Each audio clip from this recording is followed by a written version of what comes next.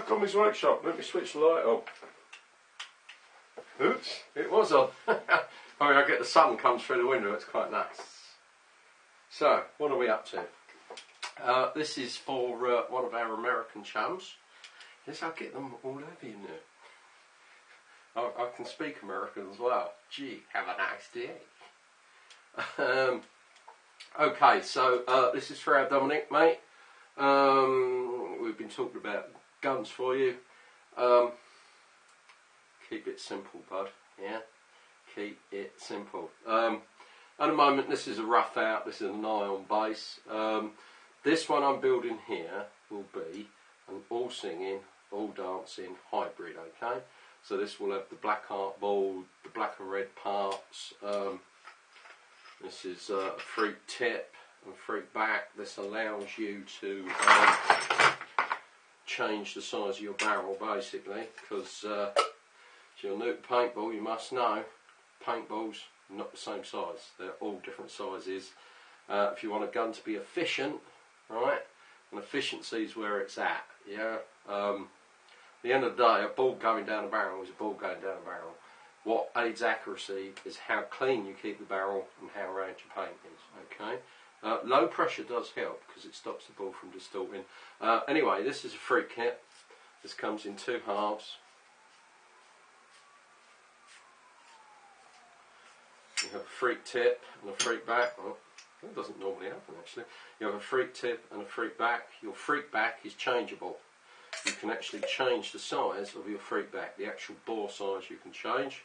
I'll give you a couple of different sizes with this, but I don't have a lot. But generally, if you're playing in the woods, you only need three sizes: small, medium, and large. Don't need anything else. Don't go getting all very complicated, okay? All complicated. You don't need it. Obviously, that just spins in there. Now, it's very difficult to make you a silencer for the US. I can make you a rain cover. In fact, I have one that's already made, which you would have seen from the video the other day. This is the Armson tip. It comes with the. This is real carbon fibre, by the way. There's no cheapy rubbish in Gommies workshop. Now that tip would actually screw to this back, okay? So I'm going to give you a view of what the whole gun would be like when it's assembled. And it'll be something like that. Yeah, it's a big gun. But once you've got your tip, you can have whatever length of barrel you want. Let me just do my side flip here. Oh, bloody bits come out. Again, this is a freak back, but this is a preset freak back, so there's no inserts to come in and out of this, unless I machine in my mini inserts. Now, obviously, I'm not showing you this insert to go with this gun, but what I am showing you is this tip, this little muzzle brake. This muzzle brake actually unscrews. Or it would unscrew. I've got a tiny bit of thread lock on there, and you can put that muzzle tip on this red back, yeah, so you can end up with a shotgun. So you're playing indoors and you want to get round the corners quick, now you've got a shotgun. Okay, obviously regulator here, haven't decided what regulator I'm going to be putting on there yet. That kind of thing normally comes along. Let's have a look what I've got. I've got a CP rig. It's a bit battered, but it works absolutely fine, and it's nice and small. But when it comes down to it, I'll see what I can get. It would be nice if I could get a red grip, and indeed, I actually think that I have some red grips as well. Yeah, sweet. So, like I say, I'm off down to Smart Parts. I'm going to see what parts I can ponce.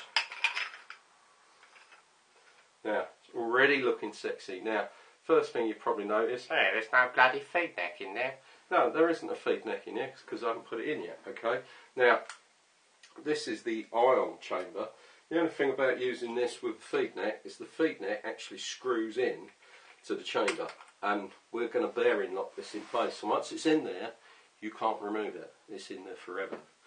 Anything that's bearing locked, you don't undo. You leave it alone. Unless it's someone like me and I know how to break the lock, okay, without wrecking the threads.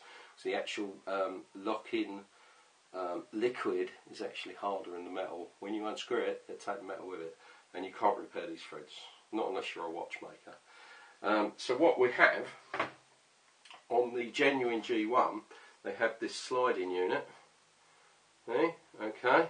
Now this is one I've made. It's not standard. The standard one's like up here somewhere. It's bloody terrible. You can always tell someone with one of these in the bushes. You can't see them, but you can see the hopper floating along the top of the bush. Now you do actually need and require a little bit of a gap here, and the reason we have that is so you can see what you're shooting at. It says looking for a hopper,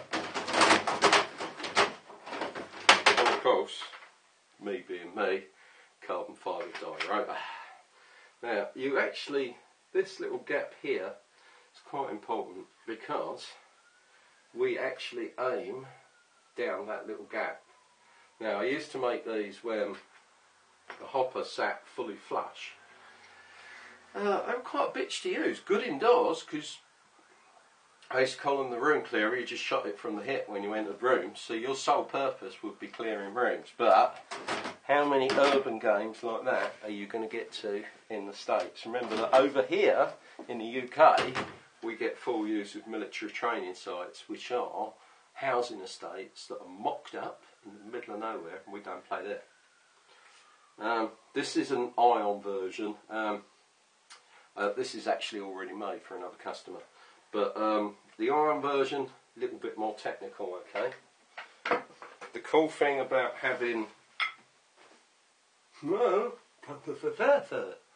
cool thing about having the GOG version is there's a cap here. When you undo it and slide it off, 5-0, the whole bolt system falls flat in your hand. You just like clean it. I mean, don't lick it, not like a cat. Let's see if we can find one. Yes, this is a bit of a munch one, but this is in black. So this cap actually sticks out the back of the gun, and what you do is you turn this. Let's see if I've got a bolt to hand. I don't. Pull this off, and the whole bolt just slides out in your hand. Now, if you put, imagine this is a squeegee. You just put your squeegee in here, pull it out the front, re-lube. Put this back in with the bolt in place, go and play. There's a year's worth of maintenance right there. Bosh. So you're playing while other people are on the bench fixing their guns. Although you shouldn't be fixing your guns really. That should all be done long before you even get there. I have no sympathy for those that fix their guns at games. No reason for guns to go down, ever.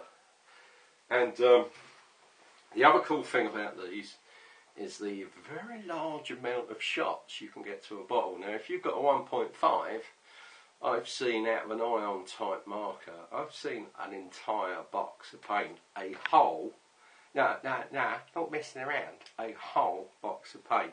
Now people say you can't carry that much paint. Some people do, they carry it everywhere, stick it down the shirt, up various orifices.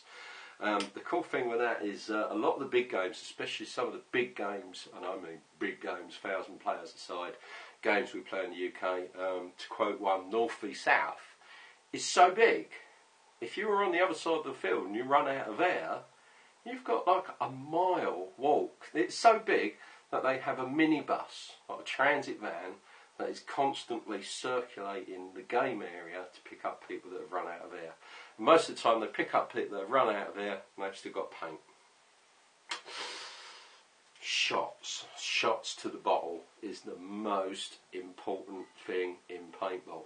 And with that said, I'm going to get on with this. I've got a few other bits and bobs to deal with, and we'll catch you anon, sir. See you later. Ta-da. Bye-bye.